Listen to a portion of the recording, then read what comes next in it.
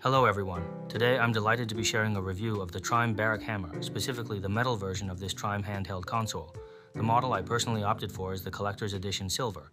I have actually purchased this device on a previous occasion. Initially I had the plastic version, and then later on I also acquired a pink metal version. To be honest, what I had longed for was a device in this very silver color scheme. And much to my pleasant surprise, the official company, after a long-awaited period, suddenly and quite unexpectedly launched this collector's edition silver variant. My initial reaction upon seeing it was immediate adoration, so I just had to purchase it. This particular machine boasts truly exceptional aesthetic appeal and superb build quality, with a surface that is exceptionally fine, boasting a CNC micro-sanded surface metal finish. Let's compare it with some other metal devices. Personally, I'm quite fond of metal units. For instance, when placed next to the 477M, its silver metal texture presents itself something like this.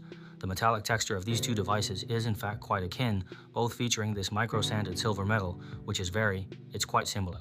I consider the 477M's metal texture to be one of the best among many devices, and there's also the silver frame of the APS. However, relatively speaking, it doesn't possess the same delicate refinement as the APS's silver frame. The metallic surface still has a rather prominent, rough, grainy texture. Now let's compare it with the Pixel. And the Pixel, which is also considered a metal handheld console.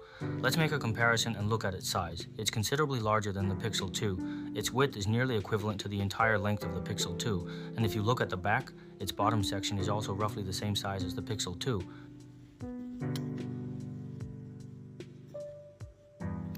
Regarding its qualities as a handheld console to casually play with, the Pixel 2 might be slightly superior. However, the Pixel 2 unfortunately comes with a 3326S chip. In contrast, the Trimui device utilizes an A133P processor, which is a bit more robust than the H700. Moreover, its system scheduling has consistently been one of the standout features across various Linux. Among Linux handheld consoles, it's exceptionally well designed and outstanding, so its user experience is certainly superior to those other two devices. Moreover, it boasts a vast array of customizable themes, such as this specific theme, which I personally created and previously shared, that features a distinctive Zenless Zone 0 style. This video aims primarily to elaborate on that and other features. This is a third-party application I discovered online, initially shared by a group member.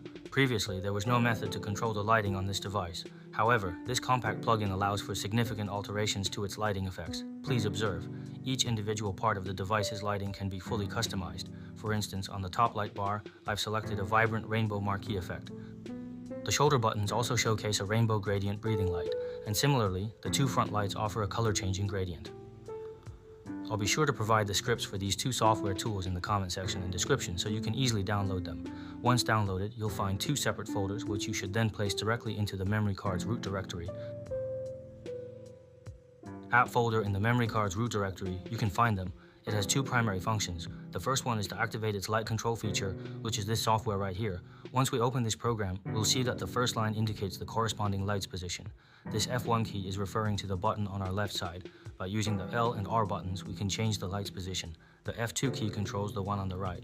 Then, the top bar corresponds to the light strip at the very top. If we press it again, the LR buttons on the back control the four shoulder buttons. You can cycle through different lighting effects for each of these four designated areas. For instance, on F1, I've selected a rainbow effect, and I can easily modify it to another. There are numerous preset lighting options, including specific adjustments for the brightness. Its color, as well as its brightness level, can all be fully adjusted to your preference. For example, let's take a look at the top light bar. Right now, it's showcasing a captivating rainbow marquee effect. I'll switch it up for you now. This first one is a linear lighting brightness setting, providing a steady glow, and this next one is a breathing light brightness, which gently pulsates.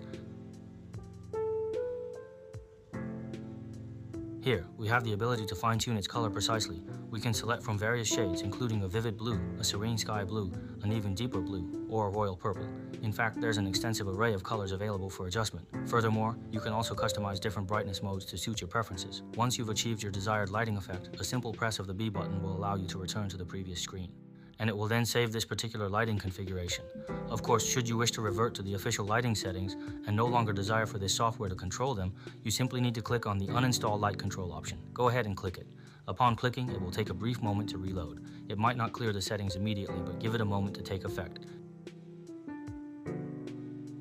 In that case, simply reboot the device's system and it will revert to its original default settings. So this video is primarily intended to briefly introduce this handy little utility, which can significantly enhance your overall device experience. Customizing it to your preferred colors is quite satisfying, and the lighting effects are truly stunning, especially when paired with the complementary transparent shoulder buttons.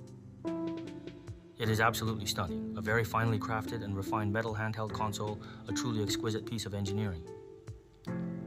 Alright, that's all for this video. Thanks for watching. If you found this video helpful, please like, comment, and subscribe. Okay, goodbye.